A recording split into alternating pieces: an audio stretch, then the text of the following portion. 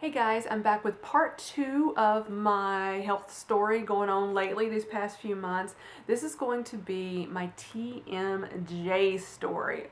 Oh my goodness, this has been an ongoing thing for about maybe 3 months, 3.5 months, maybe 3 months, about 3 months. Let's call it 3 months even that I can recall. Originally, sometime in September. My crowns, I've got 4 crowns in my mouth. I got 2 on the lower side, 1 up here, and 1 over here. The 2 on the lower side over here started feeling odd, and that's the best way I can describe them. They felt like they were almost coming a little loose, but when I would touch them and see if I could wiggle them, they were in there tight. I mean, they were not coming loose. And I was like, what in the world is that? So that went on a couple weeks or so. Well, sometime in October, I started getting a lot of pain, and I don't remember the whole sequence of events, but I know my jaw started hurting like right up in here. My jaw was getting tired, and then I was getting horrible headaches up the side of my head and some in the back, and then my neck was hurting. It was awful for several days. Awful. So I finally, after from the start, from what I can recall up until that point, it was about 6 weeks or so. Initially, it wasn't that bad. It just felt weird. My teeth felt weird. Just the 2 teeth that have crowns on them on the lower side. So I called my dentist and said, hey, I think I may have TMJ. Not really sure. They immediately says, we don't treat it. We're going to refer you to this doctor. And I'm like, oh, okay. So I was like, great. Well, I called that doctor's office, and they said, this was back, keep in mind, this was in early October. They said, your earliest appointment we can put you in is December the 9th. And I went, what? And I said, well, go ahead and make the appointment. Then she said, well, what kind of insurance do you have? Because I thought, well, I've got Delta, because that's what dental insurance I had. And they said, oh, no, medical insurance. I went, what? I mean, like, this is a dental, right? And like, nope. TMJ is a medical issue, not a dental issue. And I'm like, well, I told her what kind of insurance I had, and they're like, oh, we're not in your network, so this is how much you're going to have to pay. It was $296, I believe. And I went, great. So I left the appointment on the books. I said, I was kept meaning to cancel it because I was like, oh man, I don't want to wait that long. I'm going to find another doctor, number one, that I can get there sooner and that I can use in my medical insurance network. So I ended up calling my insurance company. They said, here's one in your network. I called them. I had an appointment. I think it was the next week. Again, I talked about these in earlier chat videos, so if I'm off a week or so, please forgive me, but I was able to get there fairly soon. Well, I went in there. I was told to bring a copy of my last dental x-ray from my normal dentist office, picked that up, went out to the oral surgeon's office. I explained to the dental assistant what was going on. The oral surgeon comes in, she looks at the x-ray, she has me open and close my mouth a couple of times. She asked me the questions, I repeated the story. She says, I see no evidence of TMJ. She said, it could be this muscle in here is just really overworked and tired. And then I says, well, I'm getting really bad headaches with it, and I was still hurting at that point in time, and I said, my teeth feel really weird. I said, they just don't feel like they're fitting together properly. And I said, what do you think is the cause of that? And her response was, I don't know. And I'm like, you're an oral surgeon. Why don't you know about teeth? That would be like, it's like going to the eye doctor and saying, hey, I'm not seeing too well. And he goes, I don't know why. I mean, it's crazy. But so she gives me a prescription for 800 milligrams of ibuprofen and says take them 3 times a day. And I'm like, oh, okay. And that was before I knew ibuprofen deals with, helps with inflammation and pain. And I'm like, okay.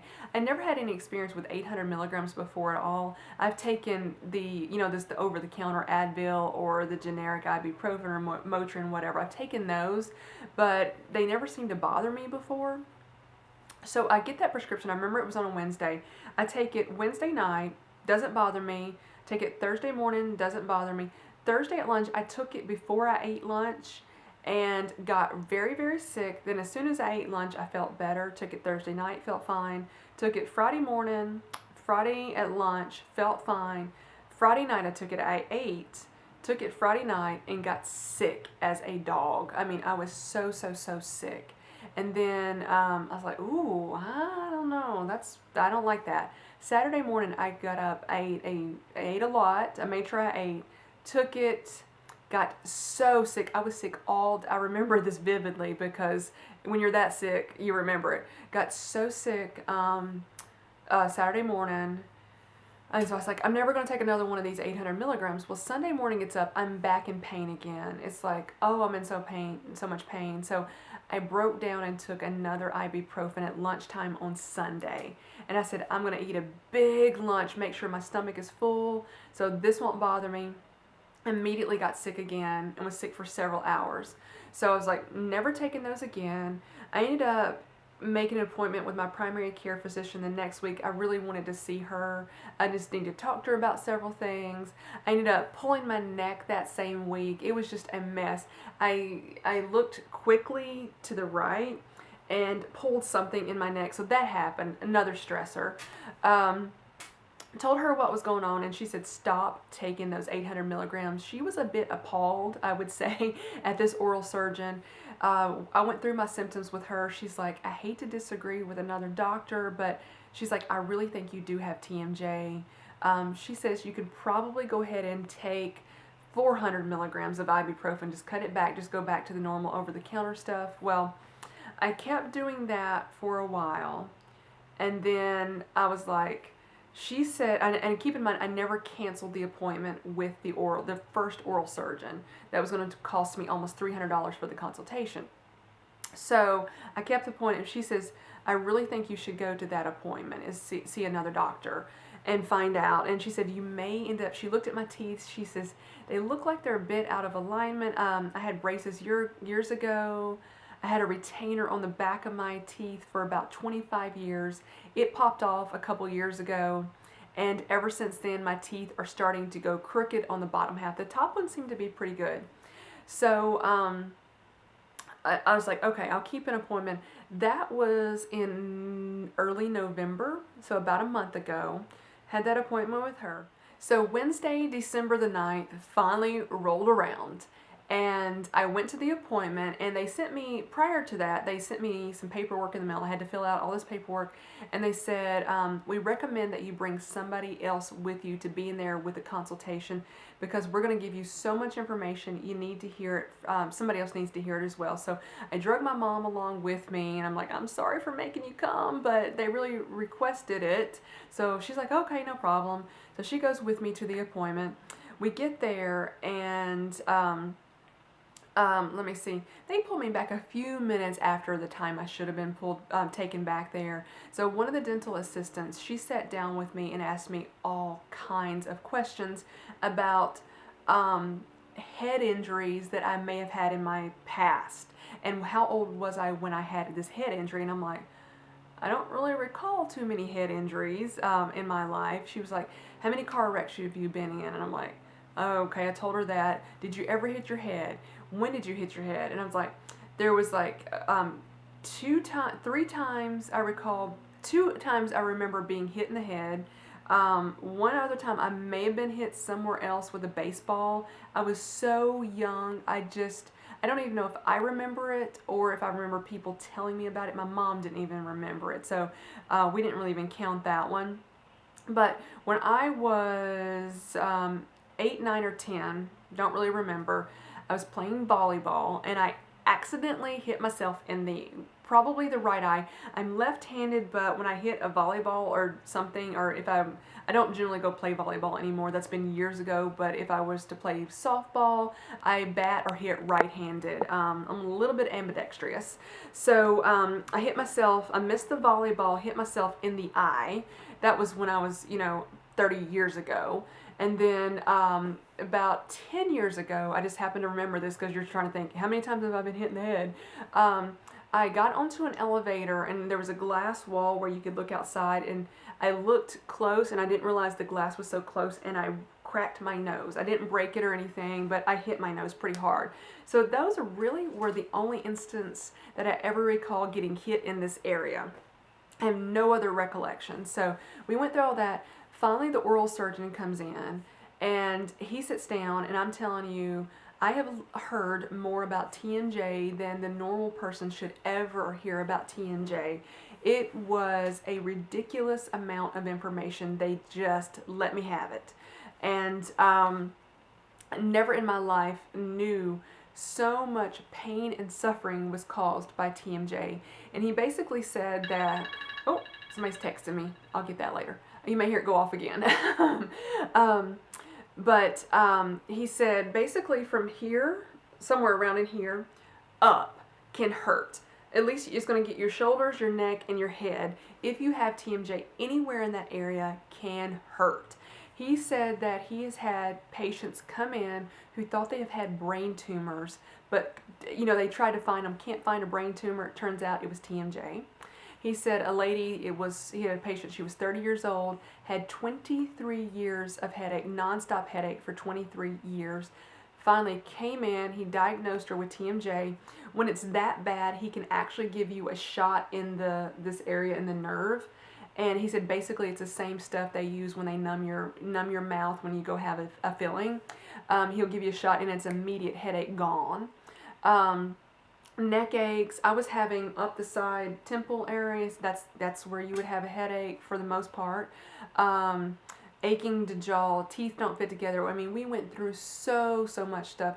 Shoulder pain. So literally it was about a 3-hour consultation, just hearing all kinds of information. So we went through all that and learned. He didn't take any x-rays that day, but he asked me so many questions.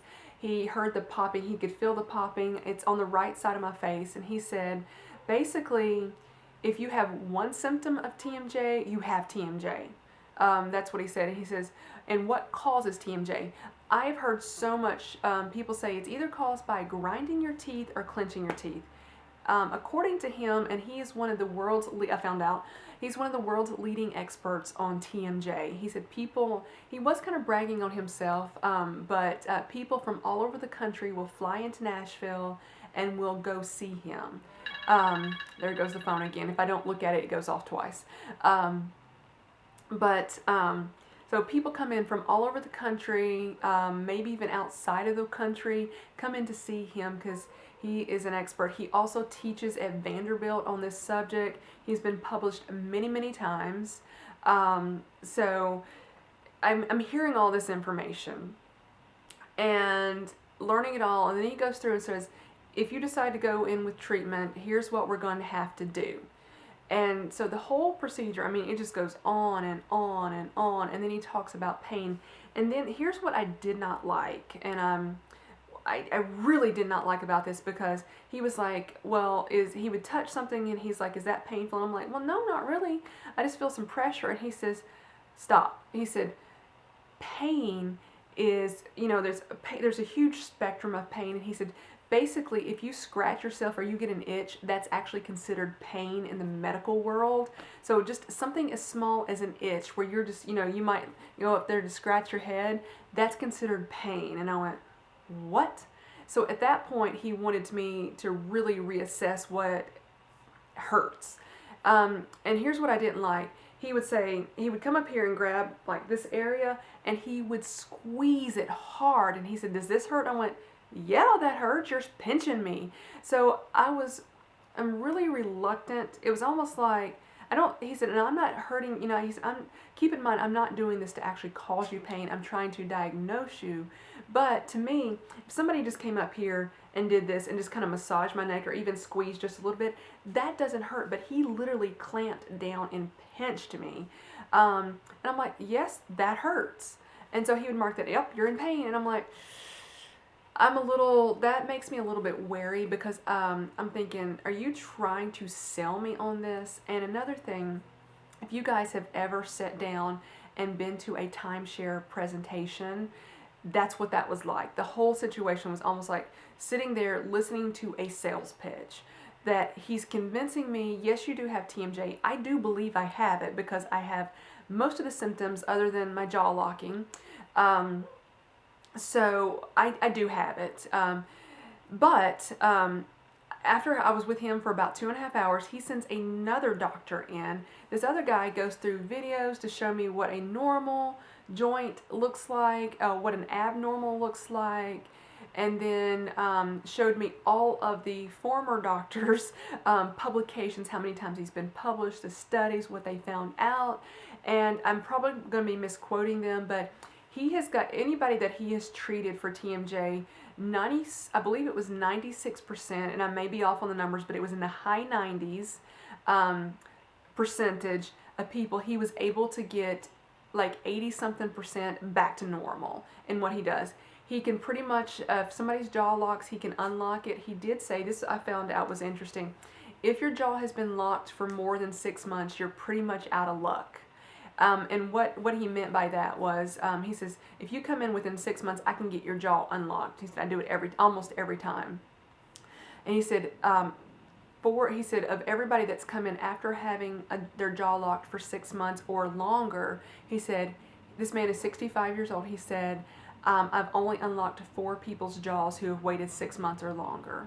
And he said, don't wait. And one way to tell if your jaw is kind of locked, they did some sort of measurement, and I don't even know what scale that measurement was done on, but it was basically 40 to 50 of whatever that measurement is. Your mouth should be able to open somewhere between 40 and 50 of that measurement. Mine was opening at 41%, or not percent, I'm sorry, but 41 of that measurement.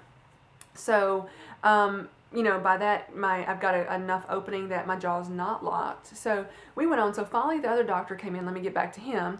I went through it, and he basically sat down and said, this will be the device you have to wear. It's called a splint. It looks like a retainer. That's the best way I can describe it. You will wear that for 6 to 9 months. Then I will have to get braces on basically the molar area. So what is happening is, wearing that splint for 6 to 9 months, that is going to force the thing that's gotten out of place up here, that's going to force that back into place. It's going to pull my lower jaw a little bit forward. I do have a bit of an overbite. He said it will actually fix that overbite, and you're not going to have that overbite anymore. But in the process, that is going to get my teeth out of alignment. So after the 9 months, 6 to 9 months is up, whenever they feel I need to move on, I will get braces on the back of my teeth, just the back, for about, it was either 3 to 6 months, and then they will put braces on the front of my teeth. And then I also, during all that time period, have to wear a night guard. So the splint has to be worn while you're awake, every single moment of the time you're awake, other than when you're brushing your teeth. The splint has to be worn. When you go to bed, you put the night guard in. And then, you know, you do that for 6 to 9 months, get the braces. You still have to wear the night guard. The night guard is for the rest of your life. You never get rid of it. Then after the braces come off, they will put bonded on retainers on the back of my teeth. I lived with one of those for 25 years, so that didn't bother me. So the big kicker is, all of this is going to cost about $10,000.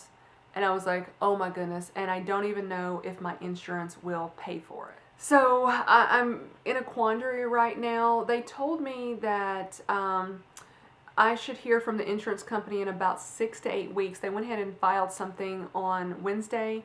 So 6 to 8 weeks, I will hear if the insurance company is going to pay for it.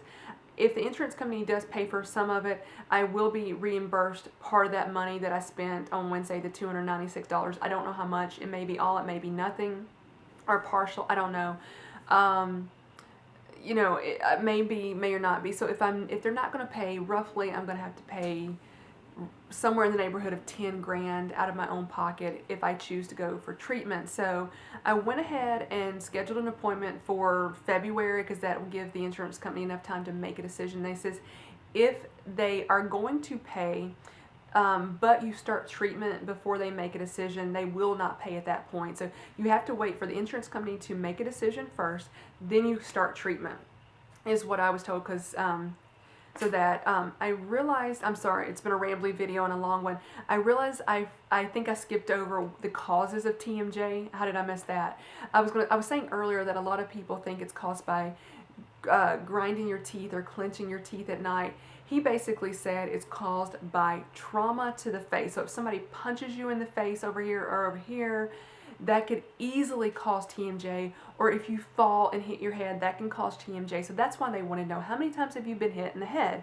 And he finally, and I was like, other than the two, instance where I hit myself in the face, then hit my nose, but I don't think hitting your nose would cause it. I mean, I think it'd have to be a blow over here. He did say that wisdom teeth removal will cause TMJ, and I had my wisdom teeth taken out about 5 years ago. And then the retainer that was bonded on, that was kind of keeping the teeth in place, that popped off a couple years ago.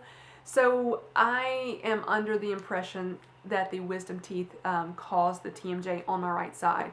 It looks like, without doing an x-ray, it looks like my left side is fine. He's not seeing any symptoms over here. So anyway, I've got a lot to think about. I am going to talk to my primary care physician and see what her thoughts on this matter are. And if the insurance is going to pay for it, I will definitely go for it, just so I don't have those headaches anymore, or the jaw aching, the neck pain. Currently, I want to say most of the symptoms of TMJ are gone now. Pretty much the headaches are all gone. The neck aches are... The jaw ache, for the most part, I mean, if I do eat something really chewy, like steak or something, I feel a little bit achy, and I felt really achy after going through the examination on Wednesday, because, I mean, they put you through it. But, so if it turns out that I can't get any help with the payment from the insurance company, I just don't know what I'm going to do, because that is a whole lot of money just to put out. And the first initial payment is something like $5,000.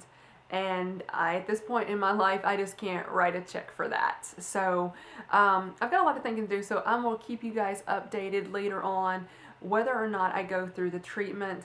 I kind of want to go through it, but I did not get a great feeling, because the whole thing, even though I learned a lot, heard a lot of information, it felt like a sales pitch, like somebody was trying to sell me something. And then just the fact that when he was asking, does something hurt, he was really just squeezing down and clamping down on on my neck, whatever. He was just doing that. So that's deterring me right there. Leave me any comments you might have. I may be able to answer any questions. But one thing I will let you know that I took away, he said basically a lot of people are misdiagnosed with other things, or they go spend a lot of money or try to get treatments for pain and other things, and the entire cause is TMJ. So I'm just going to leave this with you. If you do have, like pain from here up, and you've done a lot of things and you don't know what is causing it, go see a TMJ expert. That may be the problem. I did take that away. He did say one other thing. I know I'm just keep going on and on because I keep thinking about all this information, but he had a patient come in that had fillings, root canals, and then finally tooth extractions or teeth extractions, because they could not get rid of the pain, and it turned out it was TMJ. They had a bunch of unnecessary work, and he did say a lot of dentists don't even recognize it for what it is. So it is something to think about if you are in pain from something like that. It will not hurt to go see an expert. So make sure the doctor or the oral surgeon you choose is a TMJ expert, and you don't go to just someone that may be doing wisdom teeth removal, for example. Because I went to the one and she was like, nope, don't see any evidence of it. So I'm going to leave that with you guys, and I will talk to you later. Thank you for sticking with me through my health crisis lately. But other than the TMJ, everything is normal, and I may have a little bit of anxiety over all this. But thank you guys so much for watching. I will talk to you later. Bye, everybody.